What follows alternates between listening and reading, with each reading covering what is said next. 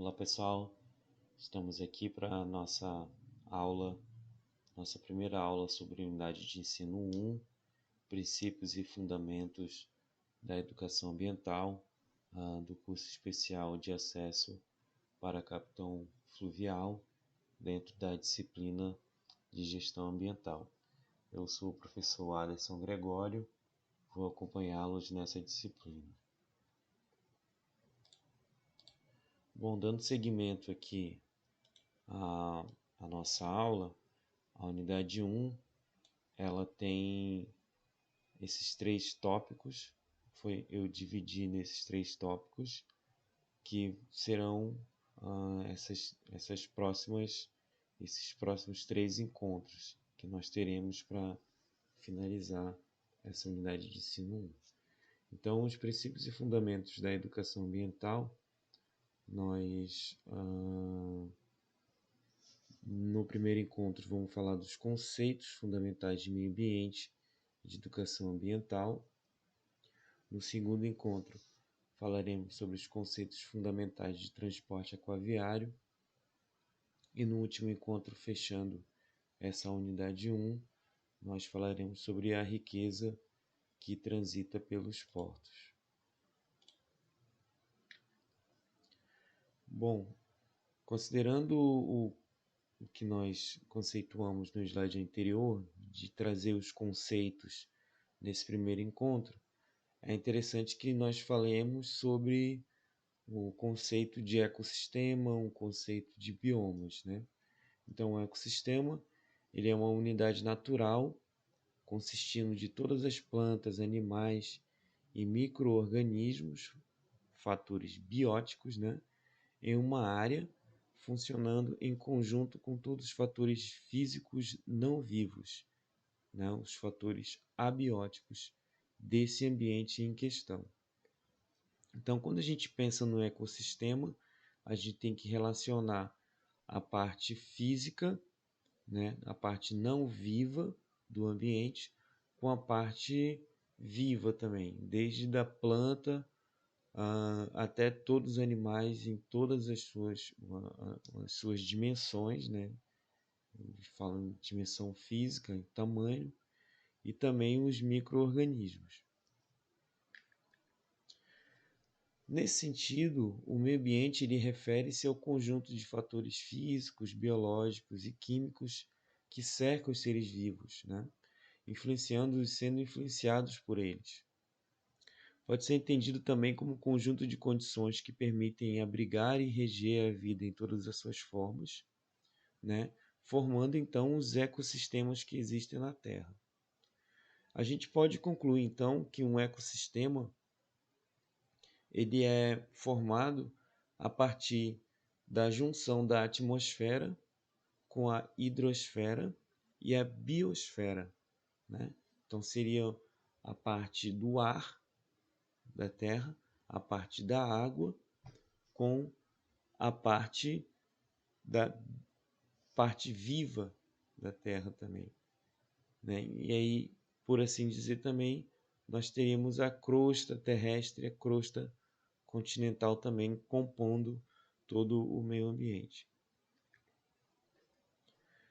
No entanto, há um equilíbrio dinâmico nesse ecossistema. É importante que nós destaquemos isso.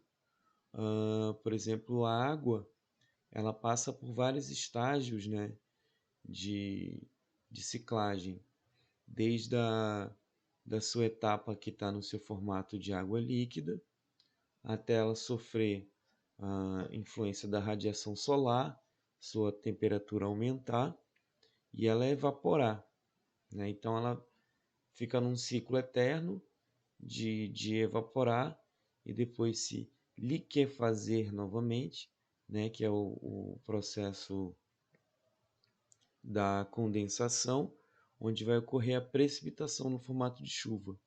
Então essa alimentação das nuvens através da evaporação das águas dos oceanos alimenta também os rios, uma vez que essas nuvens vão precipitar na cabeceira das montanhas, como a gente está vendo aqui nessa figura, E durante essa precipitação vai ocorrer então a formação dos rios, certo? E assim como a água, há também outros componentes químicos que também vão ter sua ciclagem, como por exemplo o oxigênio, que é um elemento químico muito importante, por exemplo, para a sobrevivência do ser humano, por ele ter um papel fundamental na respiração das células. Então, quando a gente para pensar nesses diversos ciclos que podem existir, vai ter, por exemplo, o ciclo do carbono, o ciclo do nitrogênio, há uma série de fatores que estarão funcionando ao mesmo tempo em equilíbrio, um equilíbrio dinâmico, né? Então, há uma certa regência, há uma receita aí fazendo funcionar. Então, apesar de tudo ser muito equilibrado, também é tudo muito sensível. Então, há uma necessidade de se preservar esse equilíbrio também, essa dinâmica. Uma vez que nós estamos lidando ali com seres vivos que têm uma sensibilidade, né? Então, qualquer modificação nesse ambiente, qualquer alteração nos parâmetros, né, fundamentais para que eles tenham vida, você acaba dizimando, porque você não, você está tirando a possibilidade de sobrevivência daquele ser vivo. Então, tanto para os animais quanto para os vegetais, né, há essa certa sensibilidade em relação aos parâmetros ambientais que eles necessitam para a sua sobrevivência e para toda a sua ecologia, né? Quando a gente fala em ecologia, esse termo não quer dizer somente defender a natureza, etc. Ecologia significa todo o ciclo natural de um ser vivo, né? Nascer, crescer, reproduzir, se alimentar, essas coisas aí, né? Então, isso se chama a ecologia de um ser vivo, toda a sua interação com o meio ambiente, né? Então, isso tudo faz parte uma complexa teia, um emaranhado complexo, onde há uma dependência entre seres, inclusive.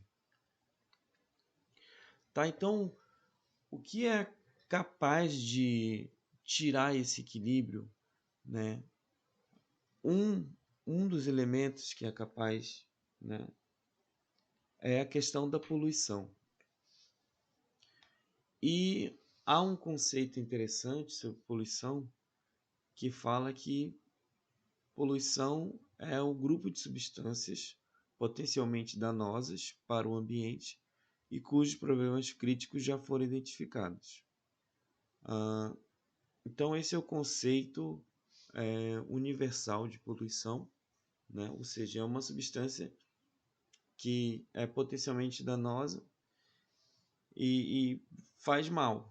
É algo que faz mal, seja para o ambiente, seja para o ser vivo, né? Isso é considerado poluição. Então, quais os tipos de poluição? Pode ser o esgoto doméstico, petróleo e derivados, metais, materiais radioativos, poluentes orgânicos persistentes. Um exemplo de poluentes orgânicos persistentes, fertilizantes, ok? E o lixo marinho. O que é o lixo marinho? Todo tipo de resíduo sólido, né? Copo, plástico, escova de dente velha, estropa que não usa mais, colete salva-vida que não serve mais, tudo isso daí é lixo, né? E se não houver um correto descarte desse material, ele acaba se perpetuando na natureza, porque ele não faz parte desse conjunto aqui, ó, da biodiversidade, esse conjunto de ecossistemas, ele não é natural a esse ambiente. Então, obviamente, por ele não fazer parte desse ambiente, ele não faz parte desses ciclos aqui. Então, o ciclo dele é diferente. Alguns até têm 1000 anos aí até sumir da superfície da Terra. Então, há de se observar esse grupo de poluentes. Tá? Então, quando a gente... Até deixei aqui, procurar a figura melhor, me desculpem. Não encontrei a figura melhor. Quando a gente pensa nos tipos de nutrientes, há também os agentes que levam esses poluentes para os ambientes, né? Então, esses poluentes do tipo nutrientes. Quem é que leva esses poluentes para a natureza? É o esgoto dos municípios, né? Fertilizantes de agricultura também fornecem nutrientes para o ambiente. Lavagem de criação de animais e de fazenda, né? Uma vez que você coloca resto de ração também para o ambiente. Água de chuva, né? Também traz esse tipo de poluente para o ambiente. E a piscicultura ou aquicultura, né? A aquicultura se inclui tudo, desde a criação de camarão, a criação de peixe em cativeiro, se inclui todo mundo.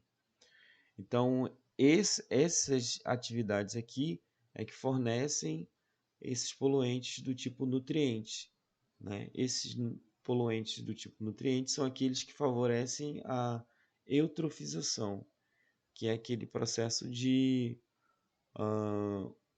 que favorece o aumento de uma alga tóxica num lago, por exemplo, e essa alga tóxica vai consumir todo o oxigênio da água e o que vai acontecer? Os peixes vão morrer, porque consumiu tudo. Acho que tem uma figura sobre isso.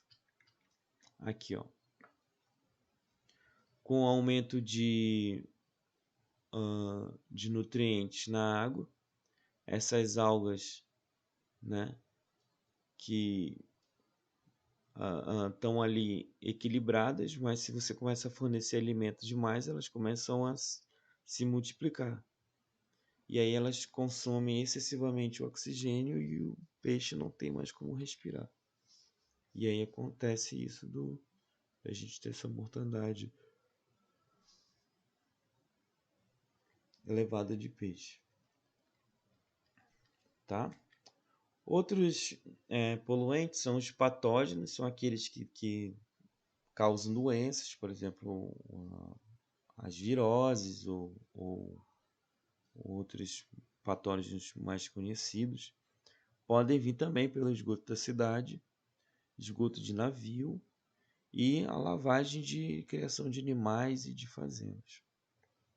Poluentes químicos, eles estão muito relacionados com atividades do óleo, também com derrames tóxicos, né? Pode ser relacionados a atividades industriais, né? E esses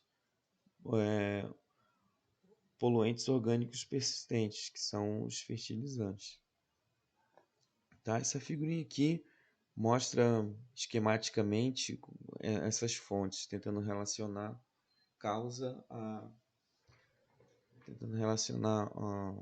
o objeto à causa.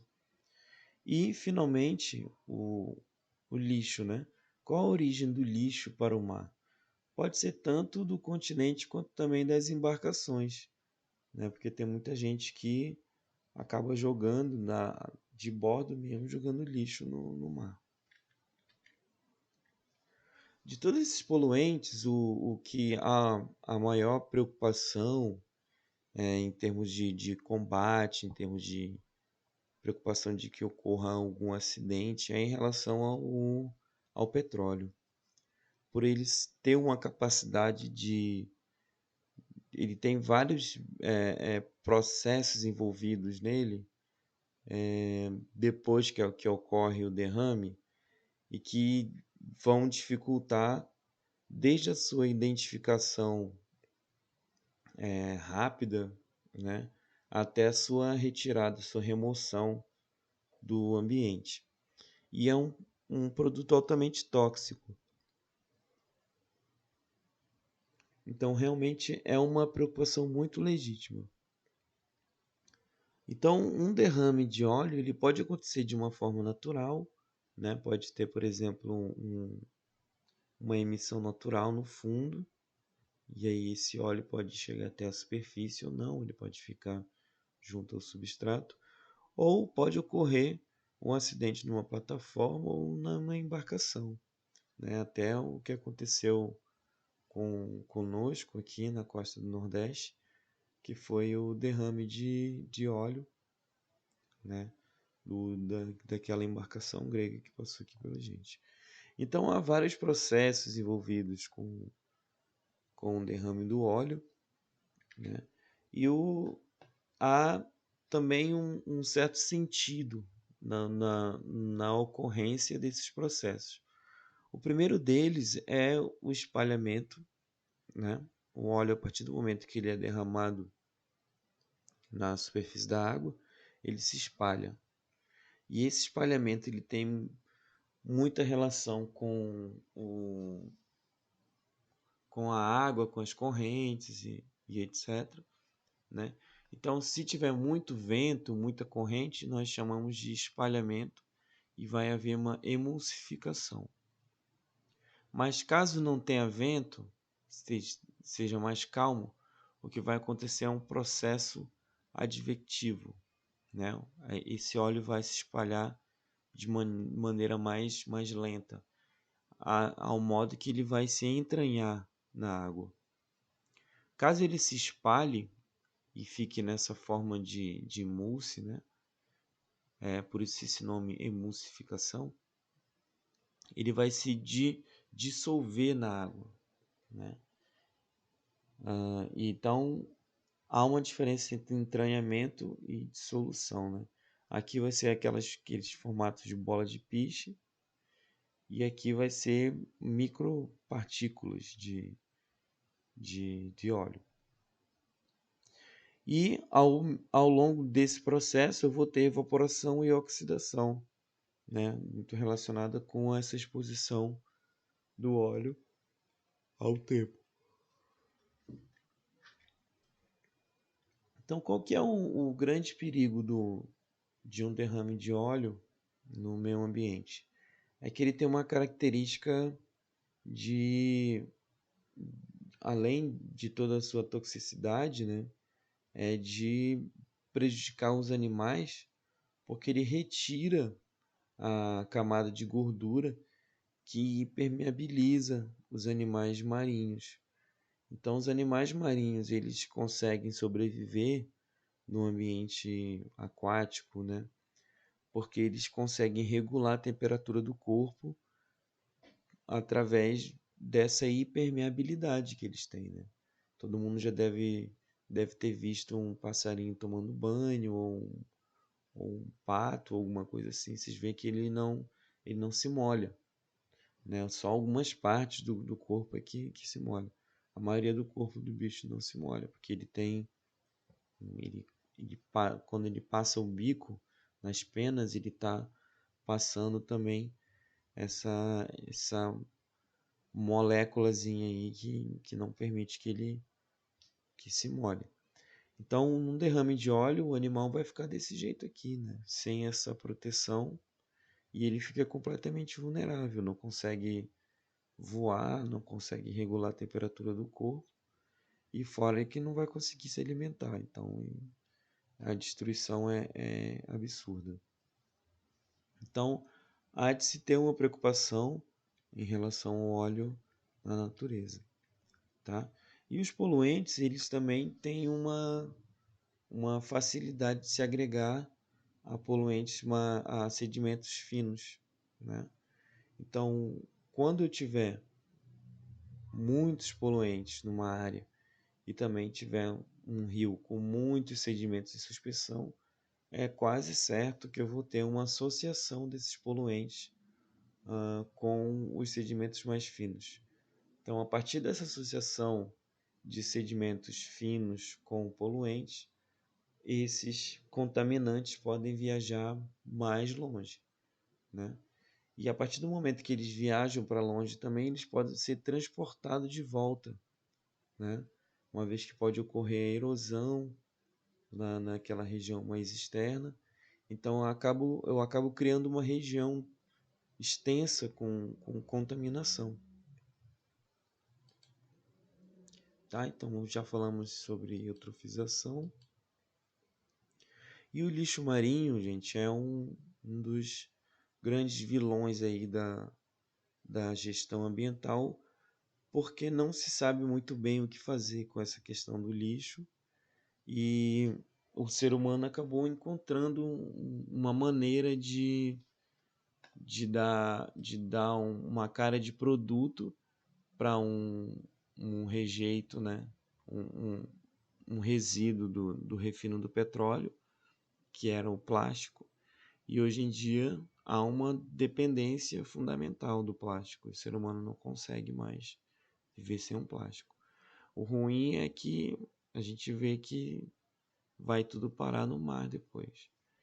Então o plástico vem primeiro, mas a gente não pode deixar de falar que há lixo de toda forma, sofá, geladeira, tudo que vocês podem imaginar, a senhora já deve ter visto no lixão ou num, num riacho ou num rio. Tá bom? Então, a resolução do CONAMA é o Conselho Nacional do Meio Ambiente. Ela vem definir gestão ambiental como a condução, direção e o controle do uso dos recursos naturais, dos riscos ambientais e das emissões para o meio ambiente por intermédio da implementação de um sistema de gestão ambiental. Então vejam bem, a CONAMA já sugere que é necessário ter um sistema de gestão ambiental, né, para que todos concorram com esse raciocínio de sempre melhor conduzir a direção do controle ambiental, né, e fazer bom uso dos recursos naturais também. Tá? Então, a gestão ela se inicia com um mínimo de atendimento das conformidades existentes e, ao longo do tempo, você vai ampliando esse projeto. E lembrando que para que haja gestão ambiental, é necessária a implantação de uma base de dados a serem trabalhados ao longo do tempo, contendo indicadores ambientais. Então, isso é fundamental, né? Não adianta você implantar um projeto sem os indicadores, porque você não vai saber se está dando certo, né? Se seus colaboradores estão entendendo o sentido, né, daquela atividade, e de modo também que fique alinhado sempre fique alinhado os objetivos do sistema de gestão ambiental, né? Sempre pensando no conceito, né, que foi dado aqui do que é gestão ambiental, tá? Então, um modelo resumido de gestão ambiental sempre vem a partir do mapeamento, né? Você primeiro faz um mapeamento dos seus riscos e vulnerabilidades e por aí vai.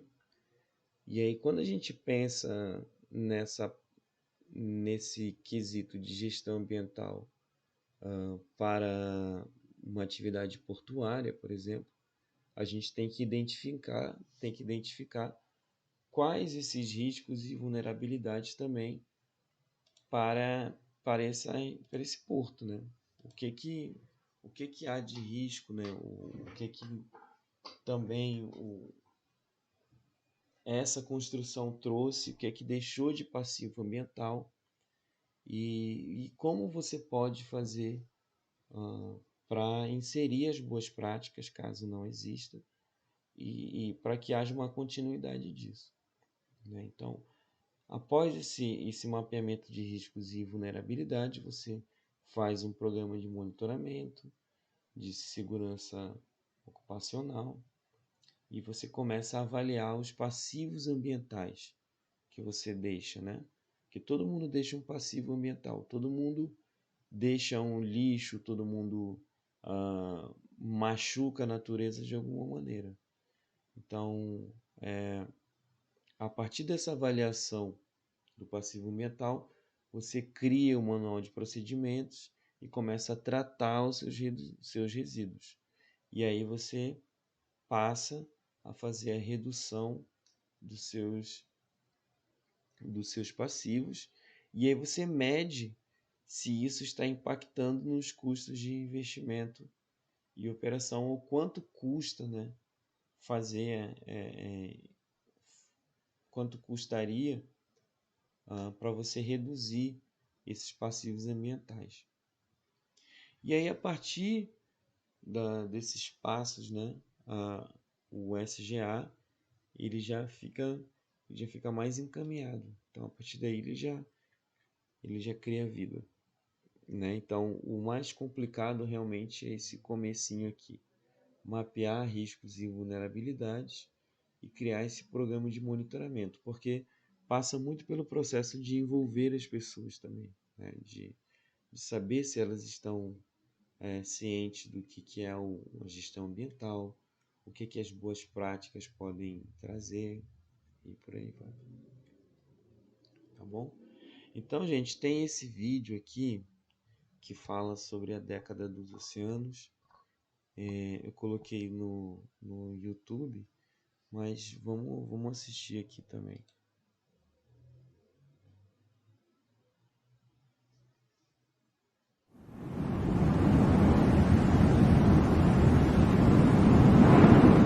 O oceano é a maior parte do nosso planeta azul.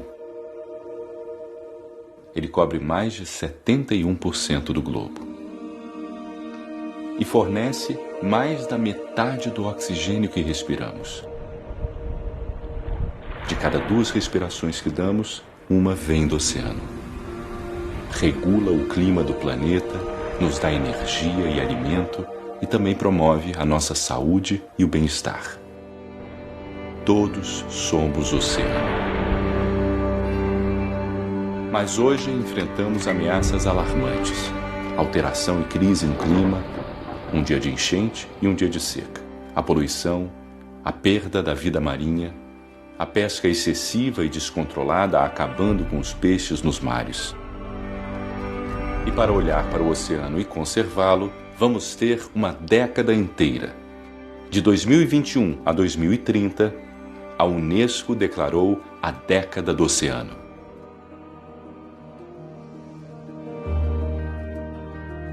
Conectando continentes e nações, todos trabalhando juntos nos compromissos globais dos Objetivos de Desenvolvimento Sustentável, os ODS. Vamos olhar para o litoral brasileiro. Com cerca de 9.000 quilômetros de costa, temos uma diversidade de ambientes como manguezais, recifes de coral, praias e estuários. Aqui tem vida. Vida marinha e cultural. Você sabia que 1 em cada 4 brasileiros vivem na zona costeira? E que de cada 200 brasileiros, 1 é pescador. Eles dependem do oceano e produzem alimento para nossas famílias. Tudo está interligado. Os mares costeiros abrigam mais de 90% da vida marinha e os pescadores e pescadoras dependem dessas áreas. A sua vida depende da saúde dos oceanos. A cada vez que você respira e a cada vez que você se alimenta de produtos de origem marinha, o oceano está em você. Precisamos fortalecer a conexão entre as pessoas, organizações e governos. O oceano que precisamos para o futuro que queremos. Você é mais uma gota desse grande oceano. Compartilhe nas redes sociais suas descobertas sobre o oceano. Conecte-se ao oceano no seu dia a dia. Para participar, entre em contato com nossas redes.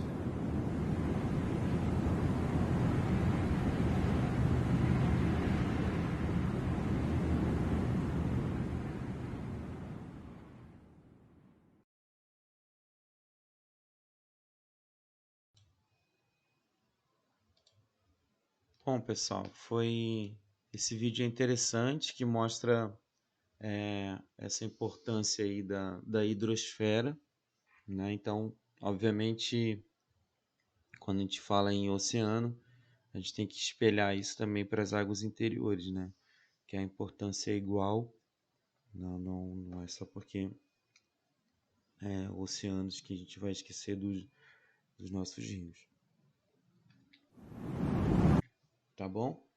Então, essa foi a nossa aula, né, dos conceitos fundamentais de meio ambiente, de educação ambiental, tá? Lembrando que falamos sobre o que é a gestão ambiental, a importância de ser criado um sistema de gestão ambiental e as dificuldades as necessidades para se criar um sistema de gestão ambiental, os conceitos de ecossistema, conceitos de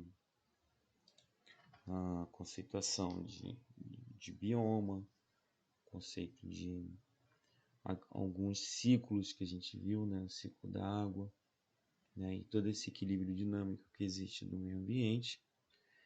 E na próxima aula nós já vamos falar sobre os conceitos fundamentais de transporte aquaviário e vamos dar continuidade à unidade de ensino 1, tá bom? É isso daí. Muito obrigado, abraço, bons estudos.